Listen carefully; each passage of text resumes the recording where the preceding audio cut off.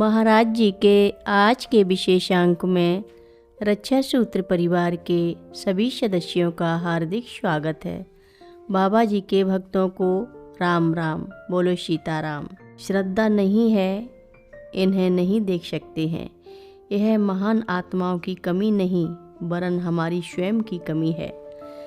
कैंची में अनेक बार हमने यह दृश्य देखा, किंतु किसी को इन पर विश्वास नहीं था। उनको यह विश्वास नहीं था कि ऐसा भी संभव है।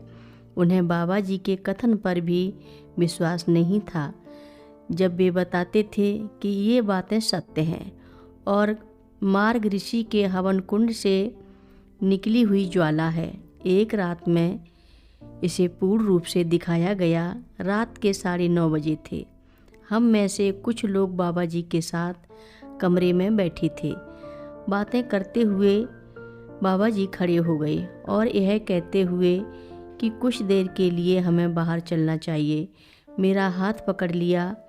हमारे साथ अन्य 3 लोग और बैठे हुए थे। हम एक कार में बैठ गए। बाबा जी आगे और हम पीछे की सीट पर बैठे और भोपाली की ओर चल पड़े।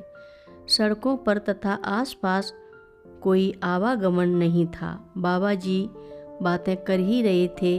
बाबा जी ने तभी हमारा ध्यान एक संकरे रास्ते की ओर दिखाया, जिसे पहाड़ पर पहुंचने के लिए लोग इस्तेमाल करते थे।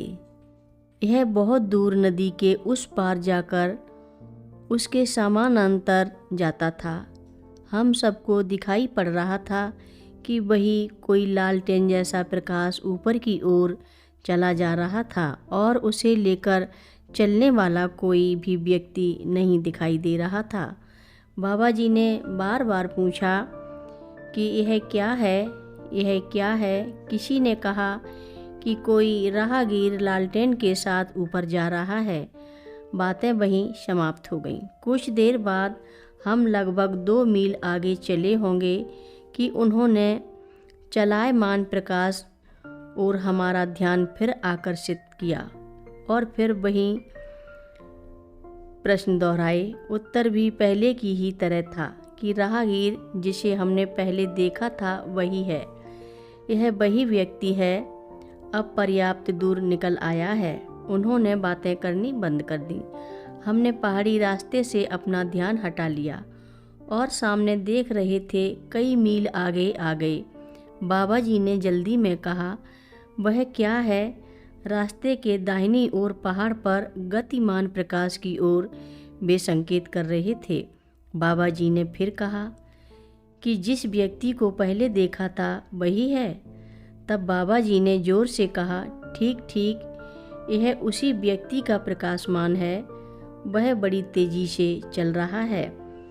वह तुम्हारी कार की बराबरी कर रहा है। फिर उन्होंने कुछ नहीं कहा। इस घटना में हम में से कुछ को विचार करने पर बाध्य किया होगा, किंतु किसी ने कोई उत्तर नहीं दिया। हम चुपचाप बहुत दूर तक चलते रहे और जब भोपाली बाजार में पहुँचे तब उन्होंने कहा, अब हमें लौटना चाहिए। रात काफ़ी हो चुकी है। लौटते हुए हमने पहाड़ की ओर देखा। अब ना कोई प्रकाश था, ना कोई लालटेन लेकर चलता हुआ राहगीर था। वहाँ तो केवल अंधकार था। बाबा जी हमें किसी रहस्यमय अथवा स्वर्गीय प्रकाश के दर्शन कराना चाहते थे और इसीलिए यह यात्रा आयोजित की थी। हमारे लिए यह प्रकाश कुछ झलक दिखाकर गायब हो गया था। हम घटना के अंतरतम प्रवेश नहीं कर पाए और फिर अंधकार ही रह गया। शुक्ला ने कहा कि इससे हम समझ सकते हैं कि उनकी ओर से हमारे प्रति रुचि में कोई कमी अथवा उनके प्रयासों में हमें ज्ञान देने की कोई ढील नहीं थी। यह तो हमारी ओर से की गई उपेक्षा थी कि उनके संकेत देने के पश्चात भी हमारी ज्ञान दृष्टि नहीं खुल सकी। शुक्ला ने तब अत्यंत दार्शनिक बात कही। वे बहुत ही भावविभूति थे। विवाद अथवा उनकी वार्ता में व्यवधान डालने का कोई प्रश्न ही नहीं था। इसके अतिरिक्त मैंने कभी अपने को उनके समक्ष नहीं समझा।